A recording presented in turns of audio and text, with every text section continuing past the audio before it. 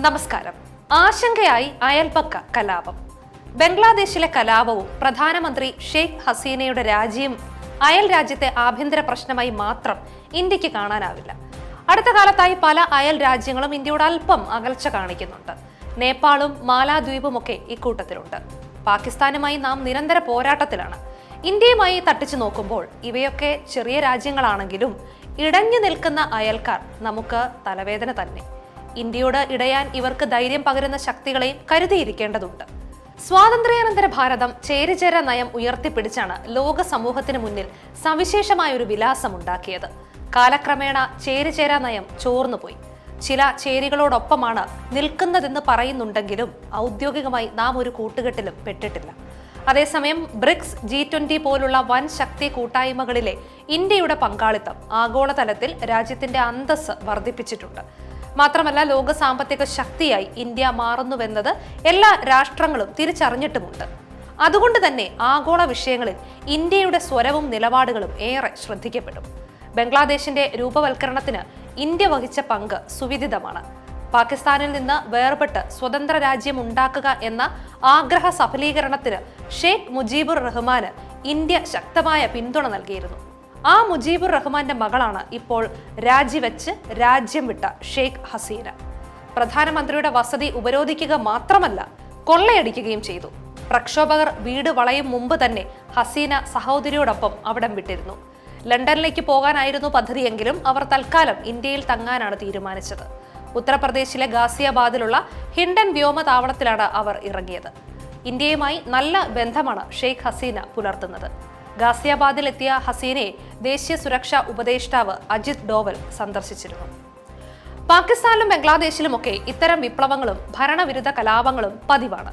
കലാപം ശക്തിപ്പെടുകയും നിരവധി ആളുകൾ കൊല്ലപ്പെടുകയും ചെയ്തപ്പോഴാണ് സൈന്യം ഇടപെട്ടത്. രാജ്യത്തിന്റെ ക്രമസമാധാന ചുമതല ഏറ്റെടുക്കുകയാണെന്ന് സേനാ മേധാവി ജനറൽ വക്കാർ ഉസ്മാൻ പ്രഖ്യാപിച്ചു. 1971 ബംഗ്ലാദേശ് രൂപം കൊള്ളുന്നത്. ആ വിമോചന പോരാട്ടത്തിൽ പങ്കെടുത്തവരുടെ കുടുംബാംഗങ്ങൾക്ക് 30% ജോലി സംവരണം ഉണ്ടായിരുന്നു. എന്നാൽ ഈയിടെ വന്ന ഹൈക്കോടതി വിധിയിലൂടെ അത് 5% അത് വലിയൊരു വിദ്യാർത്ഥി പ്രക്ഷോഭത്തിലേക്ക് നയിച്ചു. ചൈനയിലും ഇറാനിലുമൊക്കെ നടന്നതുപോലുള്ള വിദ്യാർത്ഥി യുവജന പ്രക്ഷോഭങ്ങളെ അടിച്ചമർത്താൻ ഭരണകൂടത്തിന് കഴിഞ്ഞില്ല. സൈന്യത്തിന്റെ നിലപാടും നിർണായകമായിരുന്നു. രാഷ്ട്രപിതാവായ ഷെയ്ഖ് മുജീബുർ റഹ്മാനെ രാജ്യം സ്വാതന്ത്ര്യം നേടി 5 വർഷം തികയും മുമ്പ് കലാപകാരികൾ വധിച്ചു.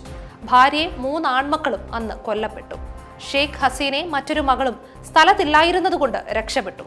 മുജീബുർ റഹ്മാന്റെ വധത്തിനു ശേഷം 6 വർഷക്കാലം ഹസീന ഇന്ത്യയിലായിരുന്നു താമസം. പിന്നീടും പല അട്ടിമറികളും ബംഗ്ലാദേശിലുണ്ടായി. ഭരണാധികാരികൾ കൊല്ലപ്പെട്ടു. ഇടയ്ക്ക് പട്ടാളവും ഭരണം പിടിച്ചു. ഒന്നും ശാശ്വത സമാധാനത്തിലേക്ക് നയിച്ചില്ല. ഇതിനിടെ ഷെയ്ഖ് ഹസീന നാട്ടിൽ തിരിച്ചെത്തി. 5 തവണ പ്രധാനമന്ത്രിയായി.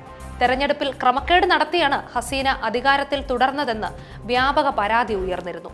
പാർലമെന്റിലെ ഭൂരിപക്ഷം തന്റെ കസേരയ്ക്ക് ഇളക്കമൊന്നും ഉണ്ടാക്കിയില്ലെന്നായിരുന്നു അവരുടെ ധാരണ.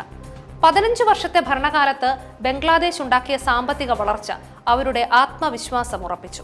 പക്ഷേ വിദ്യാർത്ഥി പ്രക്ഷോഭത്തിന് പിന്തുണയുമായി കഴിഞ്ഞ തവണ തെരഞ്ഞെടുപ്പ് ബഹിഷ്കരിച്ച ഖാലിദ സിയുടെ BNPയും ജമാഅത്തെ ഇസ്ലാമിയും ഒക്കെ രംഗത്തെത്തി.